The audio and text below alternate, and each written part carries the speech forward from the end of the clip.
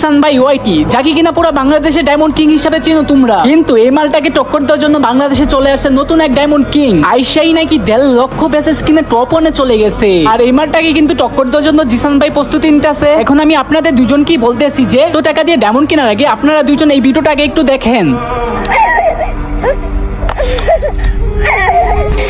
এই ভিডিওটার মানে কি একটু বুঝছেন? মানে একটা বাচ্চা মানে খাবার না খেয়ে মাটি খাইতেছে, আর তার হৃদয় ভাঙা কান্না শুধুমাত্র একটু পানির একটু খাবারের জন্য। শুধু সে নয়, তার মতো হাজার হাজার ফিলিস্তিনবাসী খাবারের অভাবে না খেয়ে মারা যেতেছে। আর আজকে একটা ভিডিওতে দেখলাম একজন মা বাংলাদেশ থেকে সাহায্য চেয়েছে শুধুমাত্র একটু পানির জন্য। আর হ্যাঁ, এসি টেটার ভাই আর জিসান ভাই ওয়াই, আমরা সবাই জানি আপনারা বাংলাদেশের গর্ব। হ্যাঁ, আমরা এটাও জানি যে আপনারা গরিব দুঃখীদের দান করেন। তো শুধু নিজেদের মধ্যে একজনকে টপকি আরেকজনের প্রতিশোধ নেওয়ার কোনো দরকার নেই। আমরা এটাও জানি যে আপনারা ডায়মন্ড কিং, আপনারা গেমের পিছনে কোটি কোটি টাকা খরচ করেন। শুধু নিজেদের মধ্যে ঝগড়া করে তো কোনো লাভ নাই। যদি এমন হইতো যে একটা দেশ আপনাদেরকে চ্যালেঞ্জ দিছে, তখন আপনারা প্রতিশোধ নিবেন, অবশ্যই প্রতিশোধ নিবেন। কেন বাংলাদেশ ছোট না হয়, গেমের মধ্যে এত টাকা না খরচ করে ওদের পাশে একটু দাঁড়া। আর গাইস, আমার কথাগুলো যদি তোমাদের ভালো লাগে তাহলে ওদেরকে কিন্তু ভিডিওতে মেনশন দিয়ে যাবা, যেন ওরা ভিডিওটা দেখতে পারে।